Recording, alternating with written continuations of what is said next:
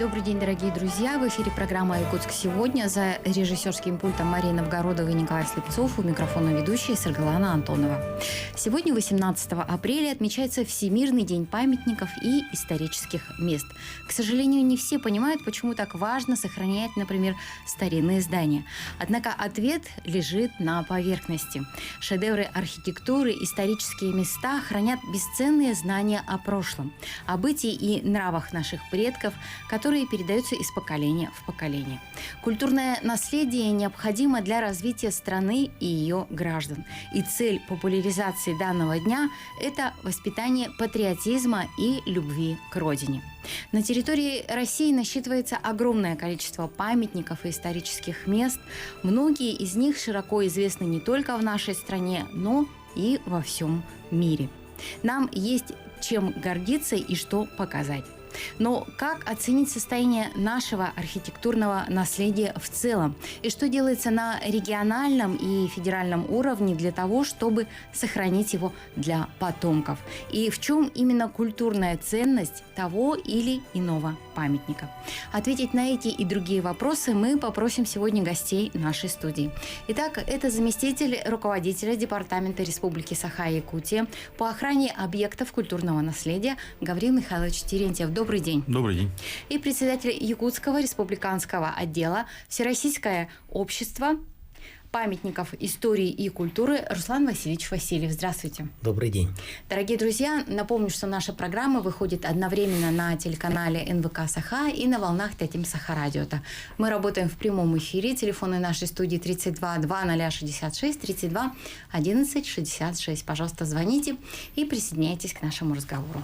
Ну что же, а первый вопрос я все-таки хотела бы задать Гаврилу Михайловичу. Когда мы говорим об объектах культурного наследия, то обычно люди представляют себе, скажем, статую, либо памятник, как это бывает чаще, да? Давайте все-таки уточним, что представляет собой это понятие. Так, в федеральном законе, 73-м федеральном законе об объектах культурного наследия 2002 года, там есть четкое определение. Это, во-первых, это объект недвижимого имущества, то есть это прочно закрепленный к земле, и представляющий ценность с точки зрения истории, науки, культуры и так далее, и который представляет, является свидетелем эпох и развития, да. А так, по типам объектам, это у нас объекты культурного наследия, может быть археология у нас, да, это у нас может быть сакральные территории, священные, то есть мы включаем их в понятие достопримечательное место, это здания, то есть это объекты каменного, деревянного зодчества, так, сакральное, достопримечательные места я сказал, что, и сооружения, то есть сооружения мы туда относим, это и монументальные памятники, например, памятник Владимиру Ленину, там, памятник Великой Отечественной войны, Гражданской войны, то есть мы их по типам объектов относим к сооружениям. То есть, по такому у нас объекты культурного наследия делятся. Хорошо. А сколько объектов насчитывается у нас в регионе? А насколько я знаю, они подразделяются на федеральные, на региональные и на местные. Так, у нас всего под охраной 1873 объекта культурного наследия. Тут надо еще понять, отличается еще выявленный, то есть это туда включается, да. А так, по федеральному значению у нас 135 памятников федерального значения, регионального 442 объекта регионального значения и 242 местного значения. То есть все остальное это выявленные объекты культурного наследия. Хорошо. А вообще какой путь проходит объект для того, чтобы войти в государственный реестр и действительно стать охраняемым? Тут надо, сейчас, чтобы поставить на государственный совсем другое, да, но те памятники, которые в свое время уже включены в реестр, да, у них своя история. То есть у нас самое первое постановление, которое, по оригинальным памятникам, это постановление Совета министров ЕСР 1976 года. Там у нас было поставлено 508 памятников. И они в 2002 году, когда федеральный закон вступил в силу, стали памятники регионального значения. По федеральным памятникам есть несколько постановлений уже на уровне РСФСР. Это 1960 года, 1974 года, потом указ президента Российской Федерации 95 года и 97 года. Вот по ним они вот в 2002 году на момент включения стали объектом федерального значения. А по местному 242 они уже по современному, раньше такого понятия местного значения не было, ну точнее было, но в том понимании, как сейчас, да, то есть это на уровне муниципалитетов, это уже в современное время, то есть это Министерство культуры приказом Республики Саха-Якутия и нашим приказом департамент. Там своя стадия есть, это то есть сначала, вот если современно, да, это надо подать заявление для включения в перечень выявленных, определенных минимальный документ надо собрать, и мы, когда к нам приходит это заявление департамент, мы рассматриваем это на общественном совете и смотрим, то есть там определенный критерий есть, должно быть пройти более 40 лет, представлять хоть какую-то ценность, да, ну и подлинность объекта, и вот общественный совет потом смотрит с точки вообще стоит или не стоит его вообще брать. Когда вот одобряем, общественный совет протокольно принимает решение, мы его включаем в перечень выявленных. Потом уже вторая стадия, это идет уже историко-культурная экспертиза. Может, историко-культурная экспертиза может не одобрить его включение в реестр, и тогда она исключается из перечня выявленных объектов культурного наследия. То есть такая сейчас чуть-чуть посложнее стало. Раньше, до 2002 года, то есть на уровне государства без никаких экспертиз решалось. Сейчас такая золотая середина. И общество, всегда будут недовольны люди, которые, чтобы его признали объектом культуры. И есть люди, которые хотят, чтобы была золотая середина, вот эта историко-культурная экспертиза, вот эта процедура решает.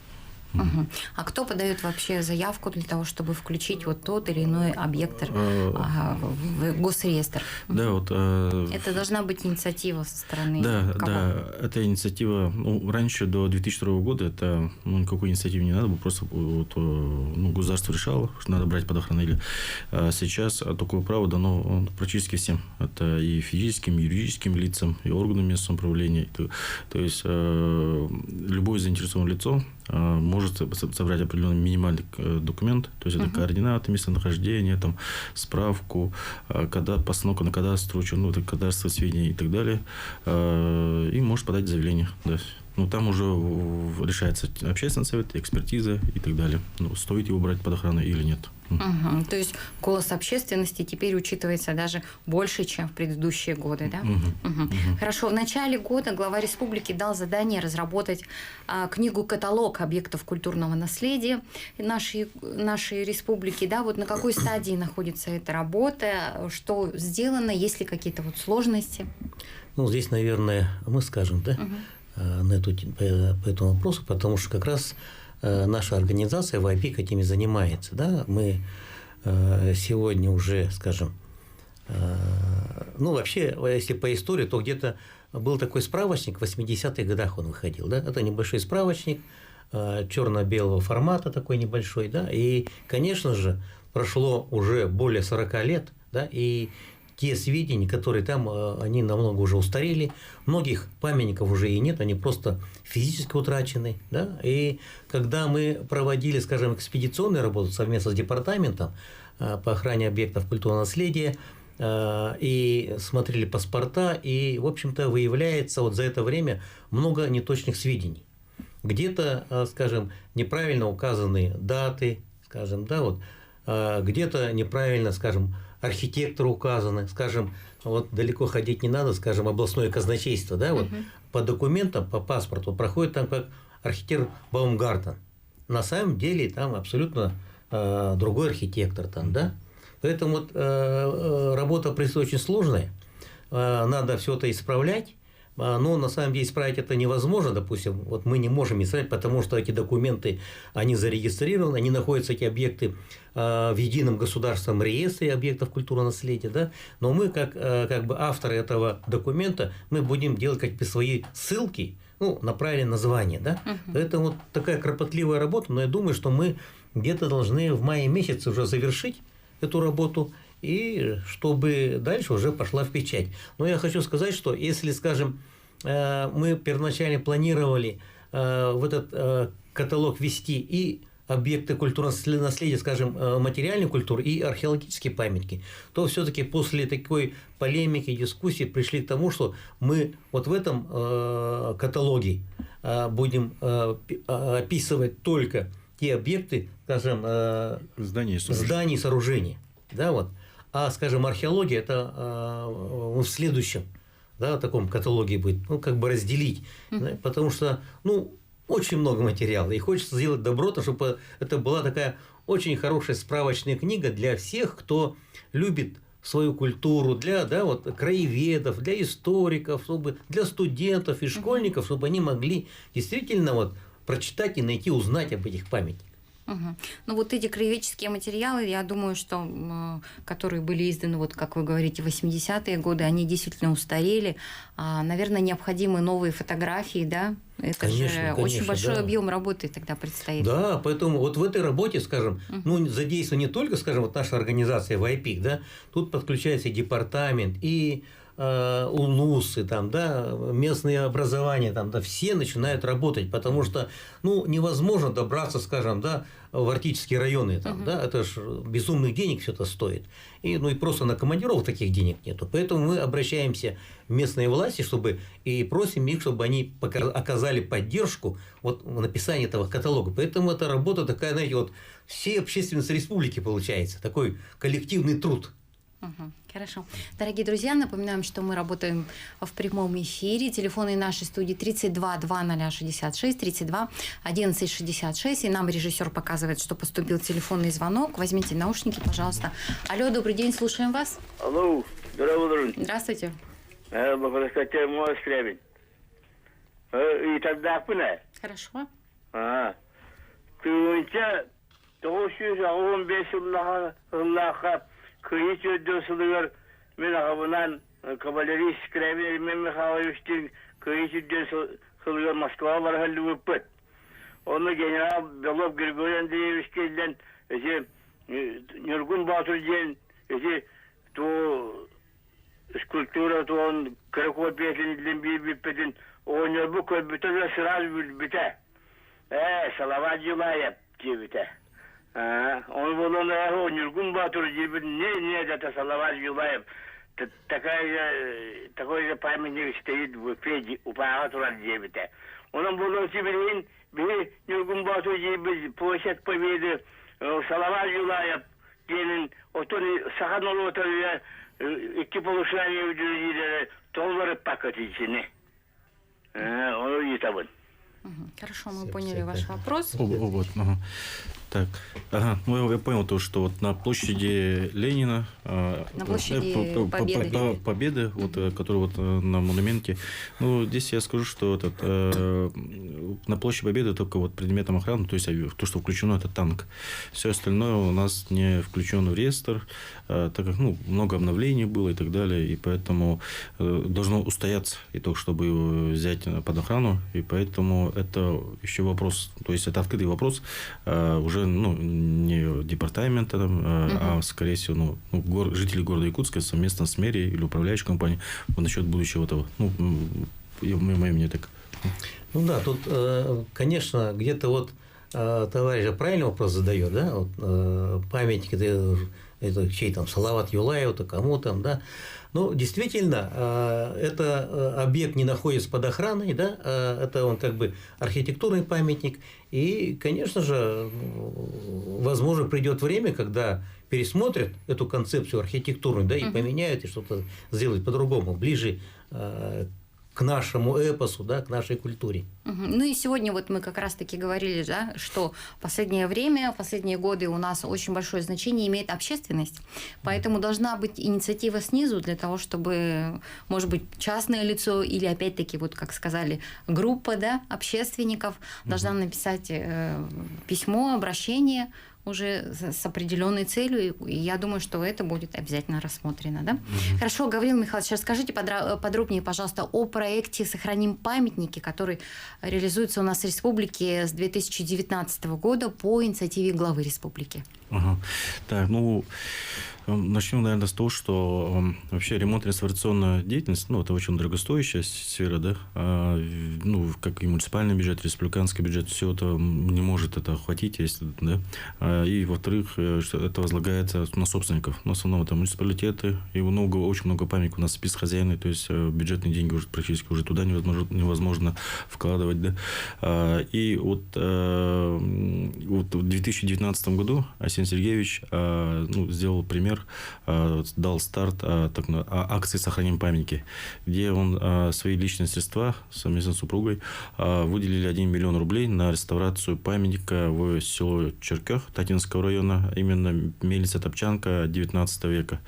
И это вот можно сказать, что такое впервые, да, такое действие было, и оно возымело результат, дало пример другим учреждениям, и республиканским учреждениям, и частным организациям, да, и все. И, то есть, в чем смысл этой акции, да? То, что влаживают свои средства, и на эти средства организации, имеющие лицензии, ну, или если это объект в реестре, да, то они начинают вот эти деньги ремонт, реставрацию, то есть личные средства. И вот за 4 года, с 2019 по 2022 год, уже отремонтировано, отреставрировано 45 объектов культурного наследия. Ну, такое, хотел еще отметить, наверное, такое, ну, всех не отметишь, там 45 участвовало, да, ну, вот Федеральная налоговая служба, да, организация, там более 1200 сотрудников, и они однодневную заработную плату выделили миллион, сейчас точную сумму не помню, но вот на эту сумму тоже в Черкехе, историко-культурном, вот, комплексе, да, в Черкеховском комплексе историко-культурном, там была восстановлена, отреставрирована 8-гранная юрта, вот, тоже 19 века, ну, такой уникальный объект, и он такой очень хорошо выглядит. Железные дороги выделяли средства, многие министерства откликнулись, ну, это коллективы министерств, да. Ну, мы сами департамент тоже некоторые маленькие памятники ремонтировали и так далее. То есть, вот очень такой старт такой хороший. Мы этим темпом идем. Думаю, ну, это продолжится. Хотелось бы, ну, чтобы жители Якутии, организации, коллективы тоже к этому присоединились, так как, ну, и в Конституции, да, у нас как написано, что обязанность сохранить памятник — это не только обязанность органов государственной власти и органов местного управления, но это обязанность каждого гражданина, жителя России и Якутии. В прошлом году, кстати, вот давайте вспомним, совместно с НВК «Саха» был организован телемарафон с целью сбора средств на восстановление домов Сорона Малона и Савы Егорова. Да? Вот что показал такой опыт работы и каковы предварительные результаты? Вот действительно, но это не вот в прошлом году это не первый, да, скажем, такой телемарафон. До этого тоже проводили телемарафон и как раз собирали средства на реставрацию башни Пономарева, или, как в народе привыкли говорить, это башня Манчары, да, что стоит в селе Майя Мегино-Кангласского Улуса.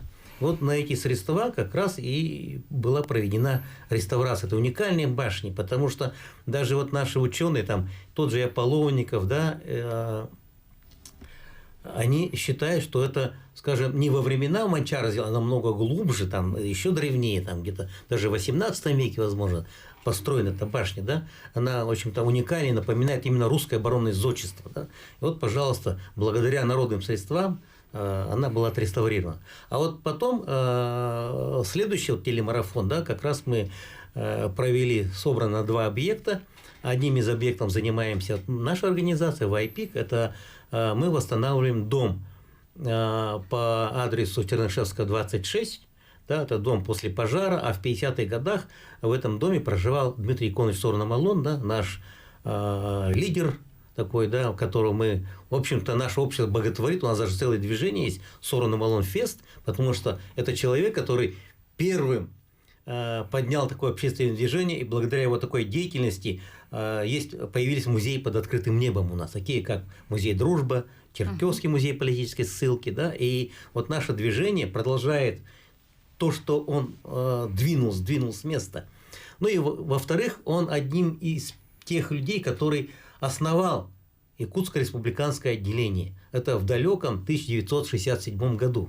Вот мы в память об этом, наше движение называется. И вот мы своими силами восстанавливаем этот дом. И вот сейчас мы полностью провели обмерные чертежи этого дома, разобрали, ну и то, что сохранился аутентичный материал, он будет использован в этом доме. Сейчас это на отдельной территории по Покровскому тракту выстраивается, потом это все будет перенесено на место. Второй объект в Усть-Алданском районе, он маленько идет с задержкой, но тем не менее, думаю, в этом году он тоже будет полностью восстановлен. Тоже изумительной такой постройки дом. Хорошо. Дорогие друзья, сейчас мы прервемся на небольшую рекламную паузу, после чего вновь продолжим наш разговор. Не переключайтесь, оставайтесь с нами. Сегодня мы говорим об объектах культурного наследия нашей республики. Будьте с нами. Дорогие друзья, мы продолжаем нашу программу, и сегодня мы говорим об актуальных вопросах в сфере охраны памятников культурного наследия. И гости нашей студии – это заместитель руководителя Департамента Республики Саха-Якутия по охране объектов культурного наследия Гавриил Михайлович Терентьев и председатель Якутского республиканского отдела Всероссийское общество памятников истории и культуры Руслан Васильевич Васильев. Дорогие друзья, я напоминаю, что наша программа выходит одновременно на телевизионном канале НВК Саха и на волнах Тетим Саха Радиота.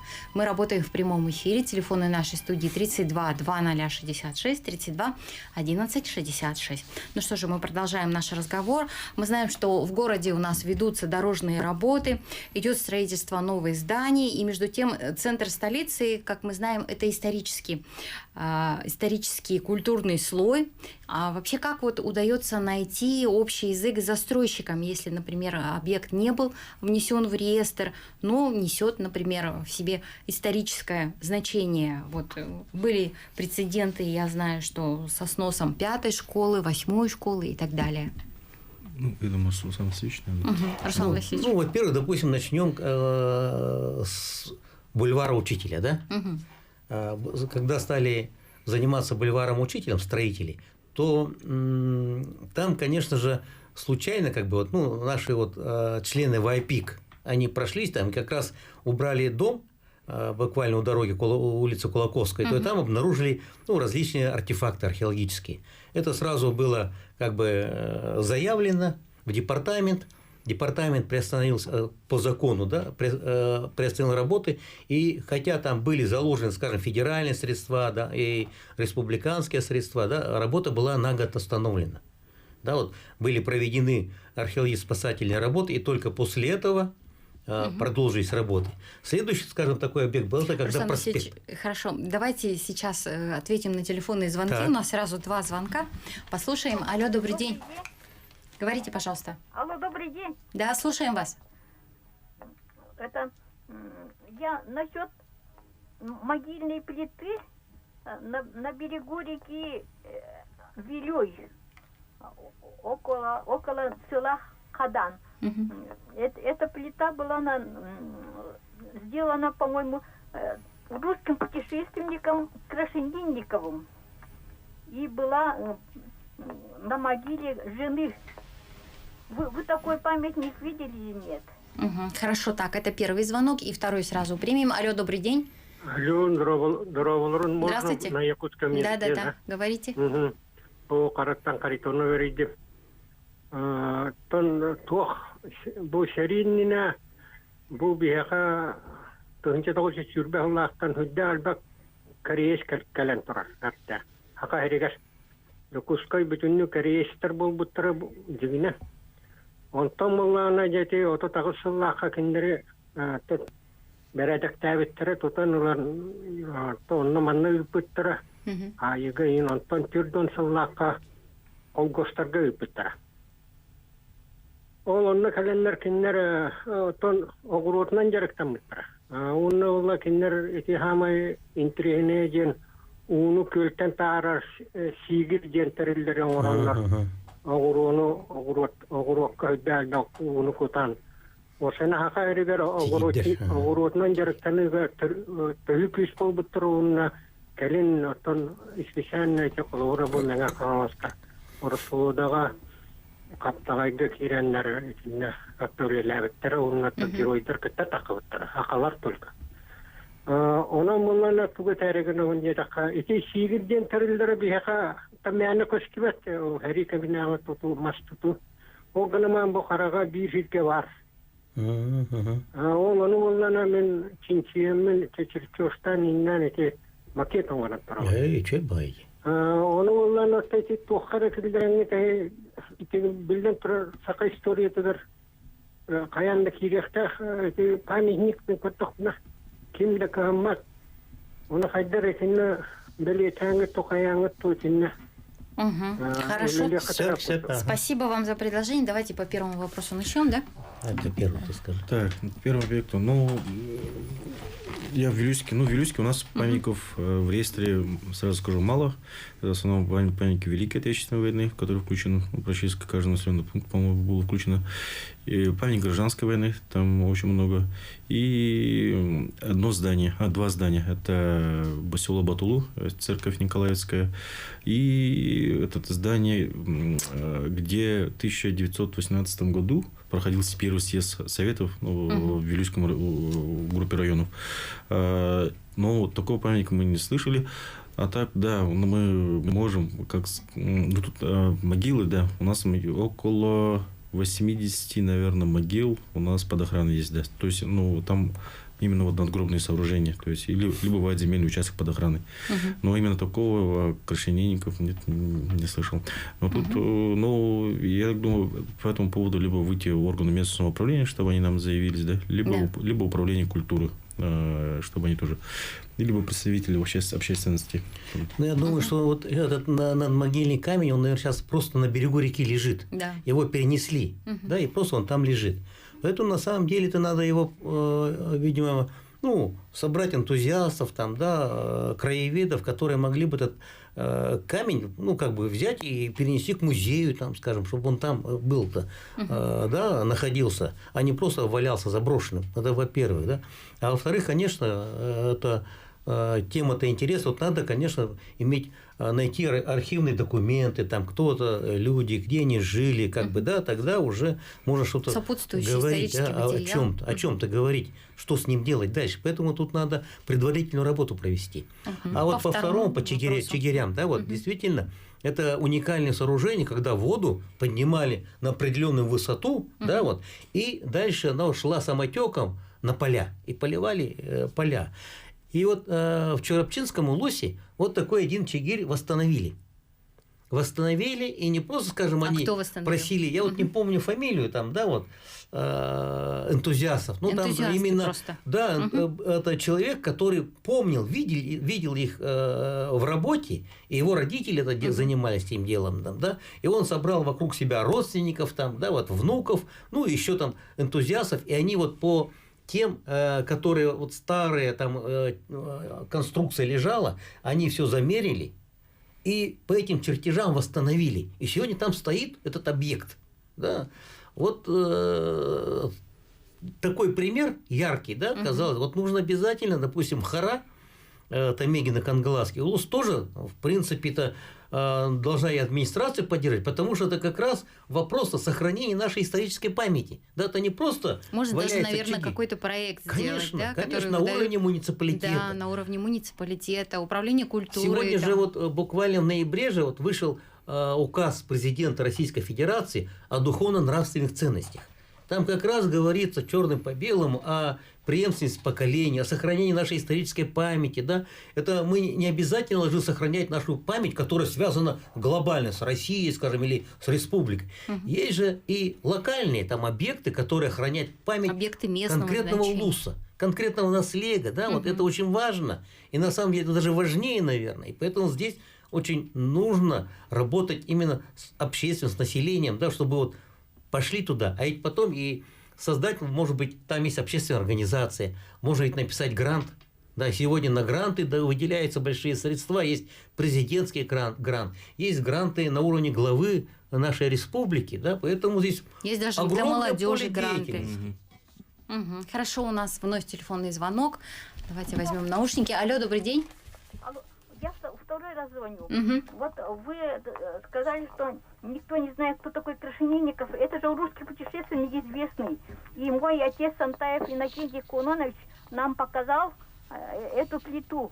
Плита была прямо-таки, ну, написано таким шрифтом, что это, видать, где-то заказали. И отец сказал, что здесь похоронена жена Крашенинникова. Угу. Такое уточнение. Ну да, но мы-то как раз говорим о том, что это пока ваши просто слова, да, вот. Вам сказал отец, рассказал об этом, да, но нужно найти архивные документы, подтверждающие, что действительно на этом месте захоронена жена путешественника, да. Пока это просто слова. Поэтому, когда это будет документально подтверждено, тогда уже это, как бы, вопрос становится уже как бы в другой плоскости сразу, да, вот тогда можно уже что-то решать. Пока это просто как легенда. Я вот добавлю, да, поэтому как раз вот в Верхнеуральске у нас практика была. Вот СРГ, установленный Кулаковским, в 1905 году, администрация нам отправила заявление об то, что взять под охрану, да, СРГ, и как замечательное место рядом. Но никаких документов нет. Все знают, что-то, как мы когда будем включать его в реестр московский, они же там скажут, докажите. То есть какие-то документы живут архивные. Какой выход из ситуации? Ну вот недавно вот Отов, предыдущий глава вот этого, сейчас не помню, наслега, Намский наслег, нет, не Намский, вот он начал по этому делу серьезно взялся. Отов Герман, отчество забыл. Вот он уже собрал огромное количество документов, уже архивные и газетные вырезки, и воспоминания. И вот он готовится подать документы. То есть не все так просто получается. Да, ну тот же пример, скажем, по Сергею Кулаковского, да, Сергею Искут там, да, вот он поставил в нескольких местах по республике. Вот, скажем, такие же 3 Сергея он поставил в Аймеконском улусе, да, вот, между Аймеконом и селом там, Тамтором, да, между Тамтором. И там это на сегодняшний день сохранилось 2 Сергея. Ну и вот как раз этим вопросом занимались мы подавали заявку, мы нашли архивные документы, нашли, что писалось в газете в то время, именно как раз он в 2022 году провел там первый эссе для бедноты Аймеконского улуса, да, и сегодня этот объект уже проведена экспертиза, да, и он уже выявлен, стал уже объектом культурного наследия. Поэтому очень важно уметь работать с документами, находить подтверждающие эти факты, документы. Хорошо. Руслан Васильевич, вот мы говорили о 8-й школе, начали говорить, пока нас не прервали, да? Давайте по ситуации ну вот с 8-й по школой. 8-й школе, да. Да, писали письма о том, что как все-таки только это было вообще, вот, первое каменное здание. Да, вот как только возник вопрос о ремонте и как бы переезде там учеников из этой школы, ее подготовили к ремонту, да, ну уже было сразу понятно, что эта школа будет как бы пойдет под слом, и что-то будет строиться новый объект. Мы тогда сразу обратились к выпускникам этой школы, да, старым выпускникам, и к ним обратились, да, давайте давайте создадим инициативную группу, сделаем, чтобы сохранить этот объект, как, значит, да, объект культурного наследия, тем более связано с образованием нашей школы. И тем более эта школа-то интересная, потому что она первая каменная школа, и потом в ней учились не только городские ученики, а из улусов приезжали, специально учились в ней, потому что в улусах-то не было 8-летнего образования, скажем, или среднего образования. Только здесь было. И поэтому, чтобы закончить полный цикл образования, да, школьного, они приезжали сюда и тут у них учились. Поэтому... И очень много известных людей учились. Да, поэтому в этом плане она уникальна. Но, к сожалению, мы как-то не получили поддержки в общественности. Но самое главное, потом надо было провести экспертизу. Да, государственные, на это тоже надо время. На это время и самое главное средства, нужны деньги. Да, поэтому если бы это вот все сбросились и на экспертизу провели, то, конечно, мы сохранили бы это здание. Но, к сожалению, здесь как бы вот общественная активность была неактивной. Да? Поэтому что получилось, то получилось. Но все-таки к нам город Якутск, архитекторы, все, застройщики пошли навстречу, и сегодня фасадная часть здания, она будет именно выдержана в том стиле и сохранен тот исторический облик. Хорошо. Руслан Васильевич, хотелось бы знать вот о конкретных результатах вашей работы совместно с департаментом, да, какие-то ваши инициативы выявленные, да, вот именно вашим обществом, они были реализованы, и есть ли у вас какие-то достижения вот последнего времени, о которых можно было бы рассказать? Ну да, конечно, вот хотелось бы немножко в историю углубиться, да, вот в 2015 году когда создавалась наша организация, воссоздавалась, да, потому что старая организация, она, к сожалению, не смогла пережить волну перестроек, да, она, в общем-то, была закрыта. И вот в 2015 году мы воссоздались и уже стали как бы полнокровно работать, наша общественная организация. И, конечно же, мы тогда ставили вопрос о создании отдельной структуры, госструктуры, как департамент. Его тогда не было. И вот благодаря общим усилиям, да, появился вот, в 2016 году департамент. И мы считаем, что это заслуга, в общем-то, есть и нашей организации YP. И с тех пор, в принципе, мы плотно очень работаем вместе, потому что наша уставная деятельность, вот главная цель нашей работы – это содействие госорганам сохранения объектов культурного наследия. Да, мы не должны что-то там сами делать по себе, мы должны помогать госструктурам сохранять наше историческое наследие, нашу историческую память. Чем мы и занимаемся. Да, вот, скажем, для, наверное… По надзорной деятельности, то, что вы нам… Да, ну по надзорной деятельности очень много мы пишем нарушения, где видим нарушения, да, это как бы общественные инспектора мы, да, у департамента, пишем заявление о нарушениях, то департамент уже он обязан включаться в этот процесс, и они останавливают, и даже стройки были остановлены, да, где-то применяются санкции к нарушителям и прочее, прочее. Поэтому здесь очень плотно работаем. Ну и потом во всех регионах, да, вот, между прочим, всегда общественные организации воюют с госорганами.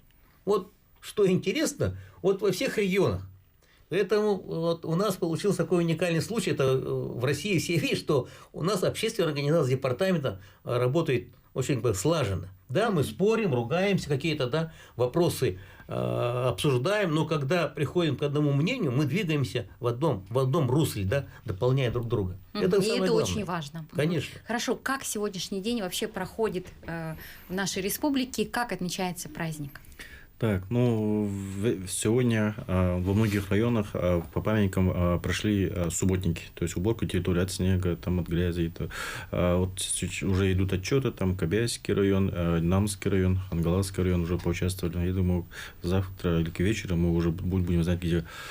Плюс у нас идет установка информационных надписей, которые мы более 300 заказали. И в этом году сегодня мы 9 информационных надписей по городу Якутску установили совместно с YP, Корпусом охраны памятников. И в районах всего около 50 информационных надписей мы установили. А так планируем до конца года 344, в общем, установить информационные надписи. Хорошо, вот сейчас в последнее время много говорится о QR-кодах, которые помогают, например, вот, получать дополнительную информацию, визуализировать изображения и так далее. Вот эта работа у нас будет вестись в городе, по крайней мере? Да, у нас уже запланировано, и средства уже предусмотрены. QR-коды будут сделаны на те памятники, где есть интернет-связь, то есть сотовая связь, где интернет-связь ловит. И мы примерно посчитали, где сотовая, и получилось более 500 памятников. Сейчас у нас проблема в том, что вот эта работа будет у нас до конца июня, наверное, будет проведена, то, что выложить на сайт, как по QR-код, чтобы она не скачивалась, потому что сейчас у нас все наши паспорта в Word или PDF формате скачиваются, а должна быть просто кликабельно открывается исторические сведения. Чтобы не использовать лишний трафик. Да, лишний. Хорошо. Спасибо вам за очень интересную и актуальную информацию. Дорогие друзья, это была программа «Якутск сегодня», и сегодня мы говорили об объектах культурного наследия. Дорогие друзья, программу подготовила и провела редактор Саргалана Антонова. Всего вам самого доброго. До свидания.